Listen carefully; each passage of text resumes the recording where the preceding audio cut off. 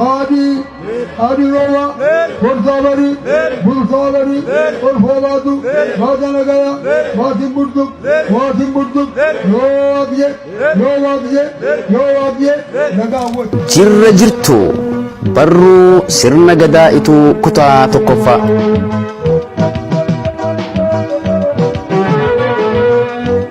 durirraa eegalee uummanni Oromoo kan ittiin of bulchaa ture sirna gadaa akka hayyoonni keenyaa fi qo'attoonni seenaa ragaa bahan sirni gadaa Oromoo kun hundee sirna dimokiraasii addunyaa akka ta'e hayyoonni addunyaa baay'een barreessaniiti jiran yeroo sanitti mootummaan Oromoo kan hundeeffamuun yaa'ii uummataa kan caffee gadaatiin yaa'iin kun waggaa 8 taa'ama bakki yaa'iin kun itti taa'amus kan heeraan murtaa'e cayaa odaa jalatti odaan Oromoon sirna kana jalatti gaggeeffattu odaalee shani isaanis odaa roobaa odaa nabee odaa bulluq odaa bisilii fi odaa bultume odaalee shanan kana keessaa kan dura seerri jalatti tumamuu eegale odaa roobaa kan madda walaabuu baaletti kan argamu san odaan roobaa kun jiddugala yaa'ii waggaa kan Oromoo hundaati akkuma Oromoonni biraa odaalee sirna jalatti gaggeeffatan qaban Oromoonni ituutis odaa heerri Oromoo jalatti guutamee fi sirna gadaa ofii jalatti gaggeeffatan odaa bultum qaban odaan bultum odaalee shanan Oromoon qabdu keessaa dhalootaan quxisuu ta'us odaa heeraan hangafummaan kennamteefi odaan bultum teessumaan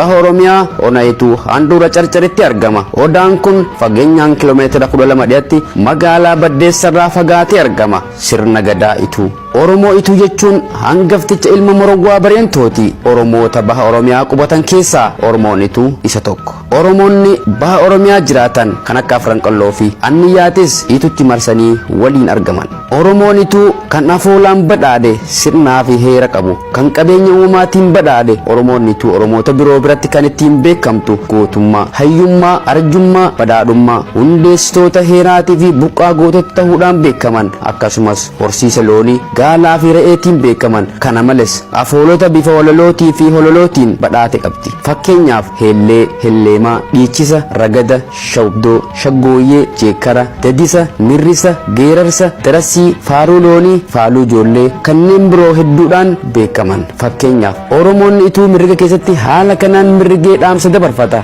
asaboot gaaraa hambade mullu dareemaa hambade gammoojjiin hayaa hambade baddaa migiraa hambade labu somaalee hambade huulloo amaaraa hambade carcar waaqa durii miti qaciicaa lammiitiyya gowwaa jaraatiin bade birbirsa qunnee taheeti weenniidhaan cabaa miti karaa gooroo taheeti ni malaa badaa miti gowwaa humaan beeyne taheetiin galata badaa miti yaaboo kunoo ijaa wallaalaa miti namsadi naman godhu sadi saahiban godhu guyyaa qoraan nagana gowwaa saahiban godhu guyyaa lolaan nagana luyna saahiban godhu guyyaa kennaan nagana kunoo doyna saahiban godhu amma jarsadii fuullee walii qubate yaayyukkatti heeru argaa gowwaa garaan gubate gootakkatti lolu argaa luyna garaan gubate arjaakkatti kennu arga yaaboo kunoo doyna garaan gubate akkanaan jechuu beeka waaninaan jettun eega hogguu kun akkanatti mirge kunis shaggooyyee fi ragadaan quuqaa ofirraa buqqaasan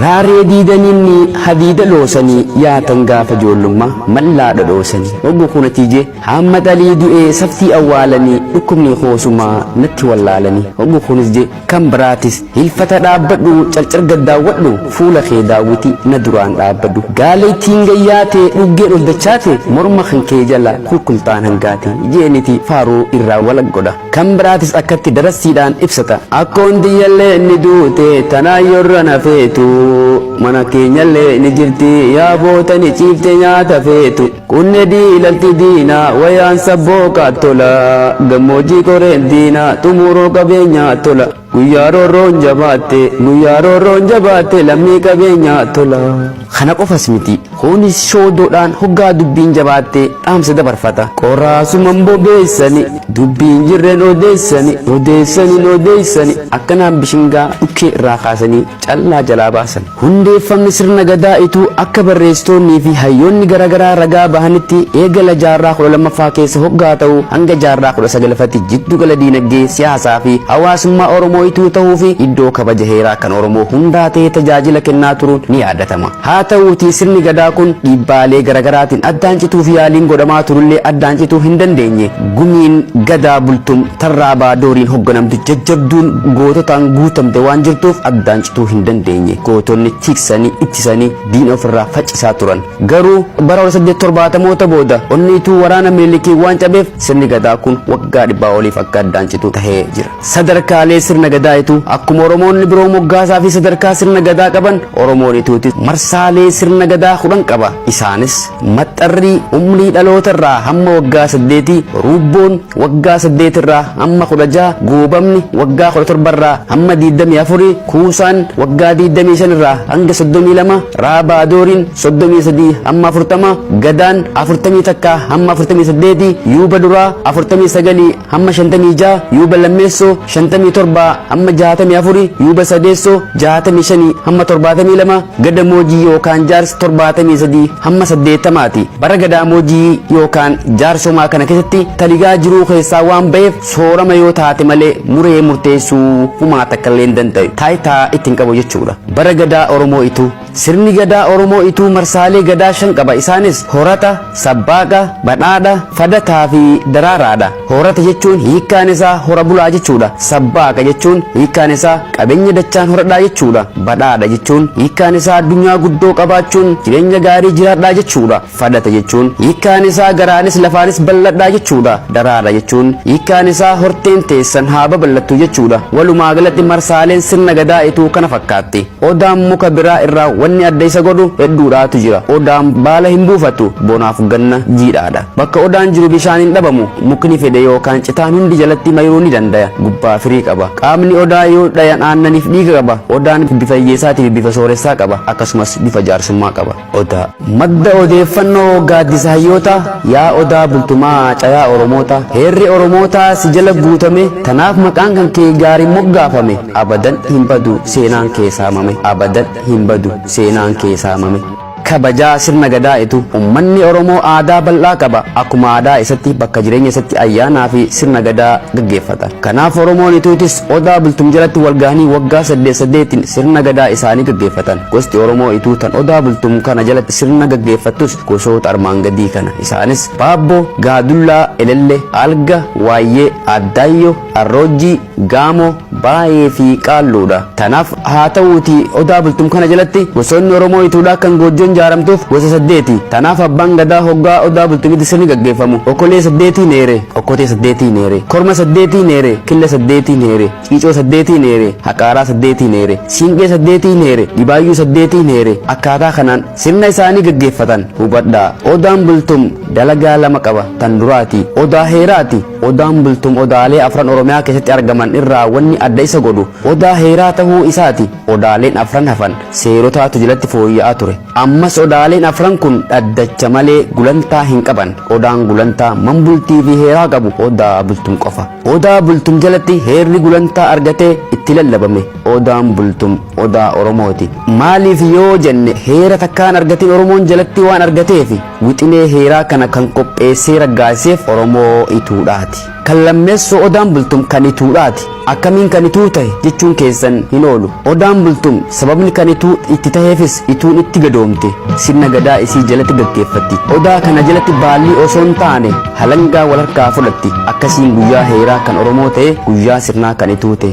Akkuma Oromoota kaanii waggaa 8 gaggeeffama. Bulchiisa isaa itti wal jijjiiree nageenya isaa itti lallaba. Jiddugala diinagdeef siyaasaa Ituudhaati. Waa'ee odaa bultum akkasumas seenaa Oromoo warri jallisaa turan hedduudha. Waa hedduu odume jaan agarru callifnee deemaa turre. Ammaan booda garuu hin callifnu. Odaan bultum akkuma odaalee Oromoo kanneen biroo waltajjii manbultii heeraa kan Oromoo hundaati. Manbultii heeraa jechuun afaan alagaatiin Constitutional Conference jechuudha. Wixinee heeraa kan qopheesse Ituudha. Manbultiin kun odaa fi darrabbaa bakka jedhamutti gargar bahanii manbultii ta'an. Mee mirrigaa kana caqasa. Afurin odaa bule, 5 darrabbaa bule. Darrabbaa gaafa heera hayyuun hasaasaa bule. Mirrigaan Ituun bakka lamatti wal qoodee wixinee heeraa irratti marii gaggeessite kun dhaamsa guddaa of keessaa qaba. Sababni isaatis Mambultii heeraa kan darrabbaatii fi mambultii heeraa kan odaa bultum jalatti addaan wal qoodanii waa'ee heeraa irratti mari'atan mirga kana keessatti gidduu isaanii deemanii dhaamsa dabarfachuu isaaniiti agarsiisa. Gulantooma heeraa Oromoon malkaatarraa muudura seera malee heera hin qabdu ala malee gulantaa hin qabdu turte. Seenaa Oromoo keessatti yeroo duraatiif kan heerri tumamee seerarraa olaantummaa fudhate mambultii odaa bultum yookaanis malkaatarraa moo kan amma namoonni hedduun odaa bultum jechuun beekaniin kanatti. Maqaan odaa bultum jedhamu kun maqaa bakka mambultii seeraa ta'e qofa ilaalla. Bakki wixinee heeraa uumaa itti wixineeffamte odaa miti darrabbaa fi garbii guuraati. Gaafa odaan bultum kabajamu ituun mirriga roobsaa odaa fi darrabbaa idduu deemuun ni beekama. Heerri mana bulee seerri ala bulee ituun gaafa wixinee heeraa qopheessu mana 8 ijaaranii gulantaa gubbaa dhaabbattee hayyuun takka takkaan heera tumame lallabaa halangee dhukkaasaa murtiin godhame. Haa ta'u malee akkuma odaalee Oromoo hunda wixinee ituun qopheesse irratti Oromoota kutaa hundaatu qoodarraa fudhate. Keessumoonni wixinee raggaasisuuf dhufan gariin gara odaa deemanii seerarratti hogguu mari'atan, gariin darrabbaa deemanii heera uumaa kanarratti mari'ataa bulan. Bulchiinsa sirna gadaa itu seenaa keessatti takkaa Oromoon itu Oromoota naannoo wajjin abbaa gadaa tokkoon bultee hin beektu. Odaan bultumis abbaa gadaa itu malee kan gosa biraa takkaa keessummeessee hin beeku. Garuu guyyaa heeraa abbootii gadaas ta'e uummata hundaa'u walqixa keessummeessa. Maaliif jennaan giddugala heeraa waan taateef. Hayyuu odoon taane saamtonni seenaa fi jalliftoonni seenaadhaa yeroo ammaan tanaa waa'ee Oromoo ituu fi sirna isaanillee ukkaamsuuf wixxifataa warri jiru baay'achaa jira.